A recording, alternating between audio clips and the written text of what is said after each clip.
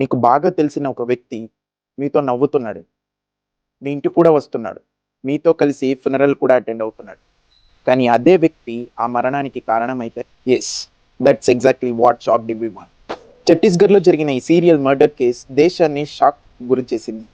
పోలీసులు దర్యాప్తు ప్రకారం నిందితుడు తనకు చిన్న చిన్న పర్సనల్ డిస్ప్యూట్స్ లేదా రివెంజ్ ఉన్న వారినే టార్గెట్ చేశాడు. పోలీస్ ఇన్వెస్టిగేషన్ ప్రకారం 4 నెలల్లో 8 మరణాలకి కారణమయ్యాడని పోలీసులు చెప్తున్నారు. విక్టిమ్స్కి ఫుడ్లో మళ్ళీ ఆల్కహాల్లో బోరెక్స్ పౌడర్ కలిపినట్లు అనుమానించారు.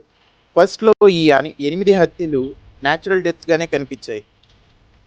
అందుకే విక్టిమ్ ఫ్యామిలీస్కి ఏమాత్రం డౌట్ రాలేదు. ఇంకో షాకింగ్ విషయం ఏమంటే సీరియల్ కిల్లర్ ప్రతి ఫనరల్కి పోయి ఆ ఫ్యామిలీస్ని ఓదారిచ్చాడు. అందుకేనేమో అతని పైన ఏమాత్రం డౌట్ రాలేదు. అలాగే అది పనిచేస్తుందా లేదా అని మొట్టమొదటిగా ఒక వీధి కుక్క పైన ప్రయోగించాడు. సో ఈ ఇన్వెస్టిగేషన్లో ఈ ఎవిడెన్స్ కారణంగా ఆ నిందితుడిని అరెస్ట్ చేశారు.